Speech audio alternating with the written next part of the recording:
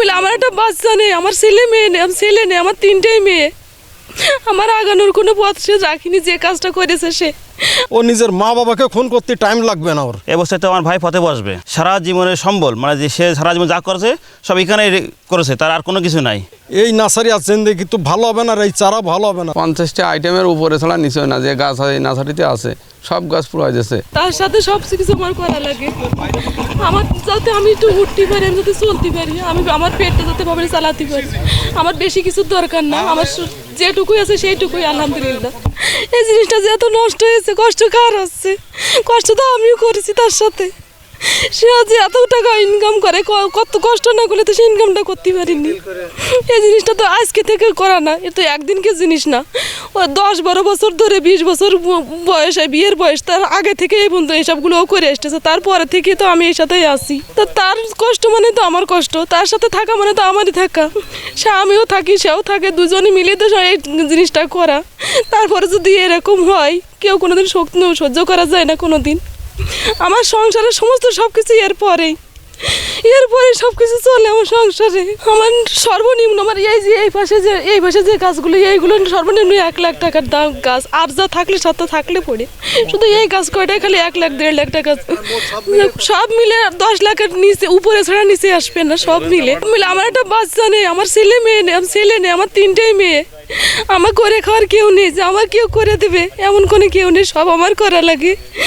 আমার 3টে মেয়ে, 2টো মেয়ে আমি বিয়ে দিচ্ছি, এরপরে ধরে এই সব কিছু করা আমার, তাদের সংসার চালানো, তারা আমার নিজে সব কিছু এই জায়গায় করা সব কিছু। তারপরে আমি নিজে খাওয়া দাওয়া সব কিছু আমার এরপরে, এই ছাড়া আমার কিচ্ছু নেই। এখন এই যদি আমার এইভাবে চলে যায়, তাহলে আমি কি নিয়ে বাঁচবো? আমি এখন সামনের দিকে আগাবো, কি নিয়ে সামনের দিকে আগাবো? আমার আগানোর কোনো পথ সে রাখিনি, যে কাজটা করেছে সে। আমি চাই যে আমার জন্য এর সুষ্ঠু বিচার আমি চাই। আমার এডে আনুমানিক আছে 12টা, রাত 12টা 12:30টার দিকে এডে আছে কাজগুলো করেছে, বুঝছেন। এখন আমার এই জায়গায় না হলে 15 থেকে 20 লক্ষ টাকার গাছ নষ্ট করে দিয়েছে, পোড়াই দিয়েছে।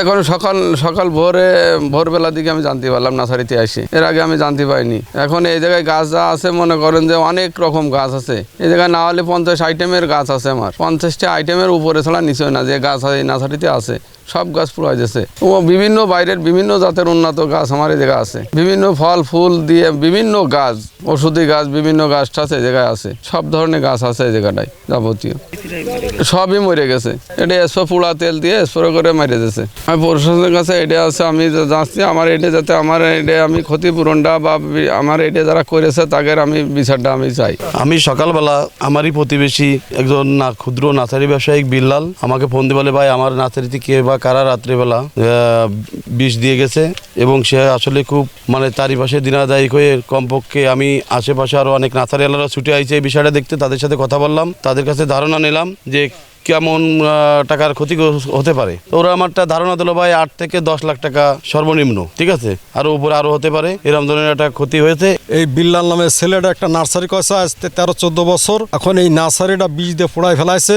এখন যে পোড়াই ফেলাইছে এই নার্সারি আর জিন্দেগি কিন্তু ভালো হবে না, এই চারা ভালো হবে না। তা যে এই কাজ করেছে আমি মনে করি ও নিজের মা বাবাকে খুন করতে টাইম লাগবে না ওর। তাই এই ব্যক্তি জন মানে এর এমন শাস্তি হয়, পৃথিবীর লোকজন জানতে পারে যে এই শাস্তিটা কি হতে পারে। আমার কাছে ফোন দিয়ে বলছে, ভাইপো কে বা কারা আমার নার্সারি রাতের বেলায় পুড়াই দিয়েছে। আমি তাৎক্ষণিক ছুটে আসে আমার এক দাদারে নিয়ে দেখি উনি নার্সারি ব্যবসায়িক, আসলে পুড়া তেল দিয়ে যে তার ক্ষতি করেছে, এ ক্ষতি আসলে সহ্য করার মতো না। তার সমস্ত সম্বল আসলে নষ্ট করে দিয়েছে দুর্বৃত্তরা। এদের আইনের সঠিক বিচার যেটা হয় এটা তদন্ত করে যেন সঠিক বিচার করে, প্রশাসনের কাছে আকুল আবেদন। ব্যাংক থেকে লোন নিয়ে, জমি বন্ধক দিয়ে, ক্ষুদ্র টুকটাক বিভিন্ন এজেন্সি থেকে লোন নিয়ে আস্তে আস্তে টুকটুক করে এই নার্সারিটা করে। প্রায় দীর্ঘ 10-15 বছর এই নার্সারিটা করে।